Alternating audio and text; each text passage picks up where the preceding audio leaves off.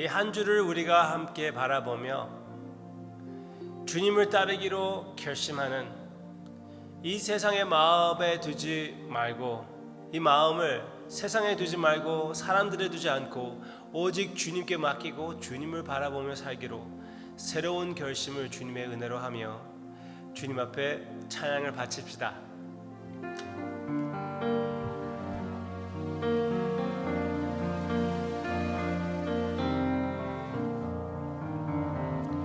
주님 뜻대로 살기로 했네. 주님 뜻대로 살기로 했네. 주님 뜻대로 살기로 했네. 뒤돌아서지 않겠네. 이 세상 사람 날 몰라줘도, 이 세상 사람 날 몰라줘도, 이 세상 사람 날 몰라줘도 뒤돌아서지 않겠네. 세상 등지고 십자가 보내. 세상 등지고 십자가 보내. 세상 등지고 십자가 보내. 뒤돌아서지 않겠네. 세상 등지고 십자가 보내. 십자가 보내. 세상 등지고 십자가 보내. 세상 등지고 십자가 보내. 뒤돌아서지 않겠네. 아멘. 다 함께 기도하겠습니다.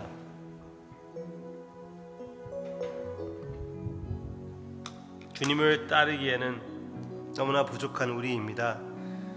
그렇지만 주님께서 은혜를 허락하사 결심하게 해주시고 이 결심을 주님의 은혜로 실천하게 해주시니 아바 아버지, 우리가 확고하게 이 세상을 보지 않고 주님을 바라볼 때 주님의 아름다운 모습을 이 시간 보여주세요. 예수님의 이름으로 간절히 기도합니다. 아멘. 아멘. 아멘. 방금 보았던 이사야서 61장 1절부터 2절, 그리고 누가복음 4장 18절부터 19절 보시기를 바랍니다. 이사야 61장 그리고 누가복음 4장입니다. 두 가지를 찾아보시기를 바랍니다. 이 두 가지를 오늘 우리가 비교해 볼 겁니다. 먼저 그러면은 이사야서, 오늘 읽기표에서 나오는 말씀 이사야 61장 1절부터 2절 같이 읽기를 원합니다. 제가 일단 읽을게요. 주 여호와의 영이 내게 내리셨으니 이는 여호와께서 내게 기름을 부으사 가난한 자에게 아름다운 소식을 전하게 하려 하심이라. 나를 보내사 마음이 상한 자를 고치며 포로된 자에게 자유를, 갇힌 자에게 노임을 선포하며 여호와의 은혜의 해와 우리 하나님의 보복의 날을 선포하여 모든 슬픈 자를 위로하되. 아멘. 그리고 더 이어서 계속 말씀이 나옵니다. 귀한 내용입니다. 지금 예수님께서 이 말씀을 그대로 이용하는 성경 구절이 있습니다. 그게 바로 누가복음 4장에 나오는 내용입니다. 이것은 주님께서 사역을 시작하실 때 바로 그 시작점에 주님께서, 우리가 얘기하면은 교회이죠. 그때의 유대인들의 교회에서 시네고그, 거기에 가서 주님께서 그들을 가르치십니다. 그 가르치실 때에 본문을 선택하셔서 읽으셨는데 주님께서 이렇게 읽으셨습니다. 주의 성령이 내게 임하셨으니 이는 가난한 자에게 복음을 전하게 하시려고 내게 기름을 부으시고 나를 보내사 포로된 자에게 자유를, 눈먼 자에게 다시 보게 함을 전파하며 눌린 자를 자유롭게 하고 주의 은혜의 해를 전파하게 하려 하심이라 하였더라. 되게 비슷하죠? 거의 똑같습니다. 그런데 가장 큰 차이점은 주님께서 어디에서 읽는 것을 그쳤는가, 그만 읽으셨는 것, 그게 우리의 오늘 관심입니다. 오늘 이사야서 61장 2절에서는 여호와의 은혜의 해와 그렇게 나오고 있는데, 예수님께서는 주의 은혜의 해를 전파하게 하려 하심이라, 그렇게 주님께서 말씀하셨습니다. 그러면은 예수님이 왜 거기까지만 이렇게 말씀하셨을까요? 왜 거기까지만 읽으셨을까요? 왜 하나님의 보복의 날을 선포하여, 왜 보복의 날을 선포한다는 그것은 빼먹었을까요?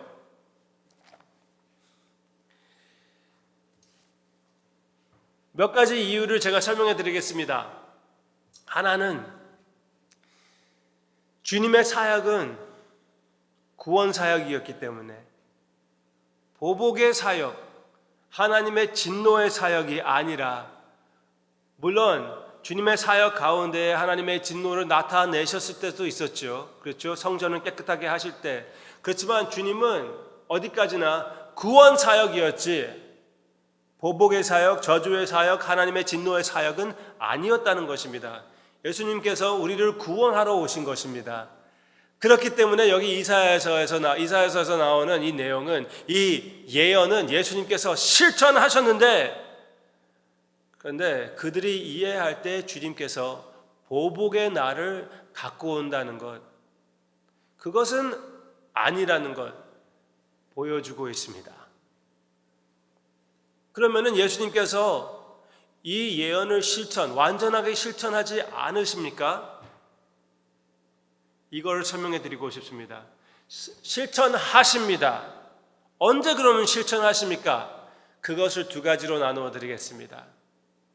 하나님의 보복이 언제 나타나냐면은 모든 것이 끝났을 때, 하나님의 구원 사역을, 역사를 마무리하실 때, 예수님께서 하얀 말을 타고, 흰 말을 타고 다시 우리를 찾아와 주실 때, 하나님의 진노의 날에 분명히 하나님의 보복이 나타납니다. 보복의 날이 나오는 것입니다. 우리의 모든 죄로 인하여 하나님의 저주를 받을 수밖에 없는 우리가 되는 것입니다. 그때에 모든 사람들이, 종들부터 왕들까지 다 돌틈에 들어가서 차라리 하나님을 만나는 것보다 죽는 것이 낫겠다면서 외치는 그날이 온다고 요한계시록 6장에서 나오고 있습니다. 분명히 이 세상의 모든 악독한 것과 악독한 자들은 하나님으로 하여금 저주를 받는 날이 옵니다. 아멘, 할렐루야. 우리는 그런 것 대해서 아멘 할렐루야 하는 것에 습관이 되지 않았습니다. 그렇지만 진짜 고통을 당한 사람들은 압니다. 하나님의 공의가 참으로 위로라는 것. 예수님께서 분명히 이 보복의 예언도 실천하십니다. Number two, 이 보복의 예언을 실천하셨습니다. 여기에서 보복을 말씀하지 않은 것은 주님께서 공사역을 하실 때 구원 사역을 하시기 때문에 말씀하시지 않으셨지만, 결국은 어떻게 하셨습니까? 십자가에서 우리에 대한 하나님의 보복을 다 감당해 주셨습니다. 십자가의 날이 바로 보복의 날이었습니다. 하나님의 보복의 날, 나에 대한 보복의 날, 이미 예수님에게 임하셨기 때문에 나에게는 하나님의 진노가 남지 않게 되었다는 이 복음, 이 복음을 보여주시기 위하여 주님께서 이 이사야에 나오는 내용을, 이 예언을 읽으셨을 때 이런 식으로 보복의 말을 살짝 빼신 것입니다. 저만 이렇게 얘기하는 것이 아니라 많은 학자들이 그렇게 해석을 합니다. 그 해석이 맞다고 생각합니다. 그렇지만 주님께서 함부로 하나님의 말씀을 빼먹은 것이 아니라 그대로 십자가에서 그리고 언젠가 완전히 이루어 주십니다. 그렇다면 우리에게는 어떤 결론이 오는 것입니까? 은혜의 해가 우리에게 왔다는 사실입니다. 여러분들과 저는 지금 은혜의 해에 살고 있다는 것입니다. 지금 이 세상에 죄가 많고 충분히 하나님의 저주가 있고 보복이 보인다고 말할 수가 있지만 그래도 우리에게는 지금 은혜의 때입니다. 은혜의 때이며 회복의 때이며 축복의 때이라는 것을 우리가 알고 우리가 누리며 이 세상에 나아가서 아무리 어려운 일이 있다고 해도 하나님의 축복을 바라보며 이 은혜를 예수님과 함께 선포하는 우리가 되는 것이 맞다고 믿습니다. 우리의 행동과 우리의 말씀으로 우리의 사랑으로 우리의 용서로 이 은혜의 때를 선포하는 하나님의 자녀들이 되시기를 주님의 이름으로 축원합니다. 여러분들이 어디에 있든지 사업에 나아가서 있든지 집안에 갇혀 있든지 어느 곳에 있든지 복음을 실천하여 예수 그리스도의 아름다움 이 복음의 해를 선포하는 우리가 되기를 주님의 이름으로 축원합니다. 이 은혜의 때에 하나님의 사랑이 나에게 임하는 것입니다. 예수님께서 이 예언을 완전히 실천하셨기 때문에 하나님께서 성도님을 보실 때는 이 찬양의 내용으로 바라보시는 것입니다. 찬양합시다.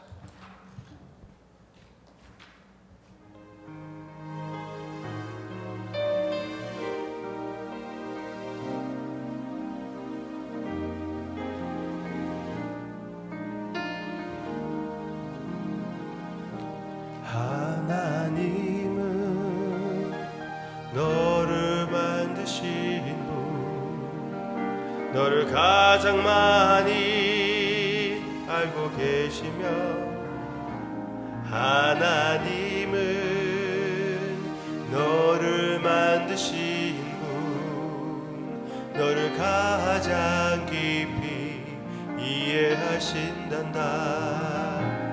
하나님은 너를 지키시는 분, 너를 절대 포기하지 않으며, 하나님은 너를 지키시는 분, 너를 쉬지 않고 지켜보신다. 나 그의 생각 셀 수 없고 그의 자비 무궁하며 그의 성실 날마다 새롭고 그의 사랑 끝이 없단다.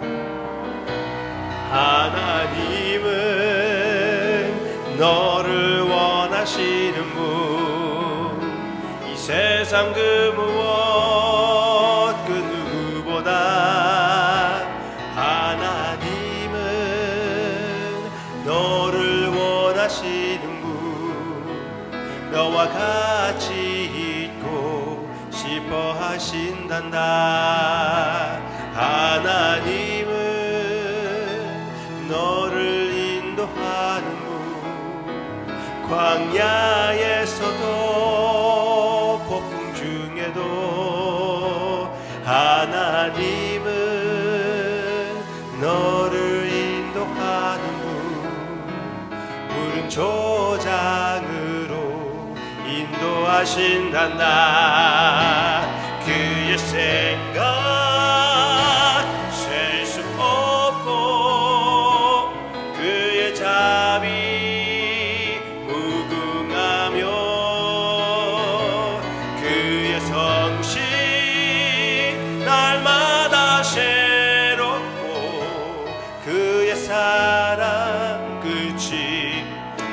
그의 생각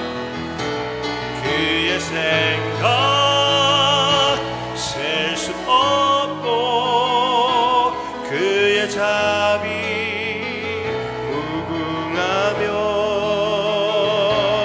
그의 성실 날마다 새롭고 그의 사랑 끝이 없단다.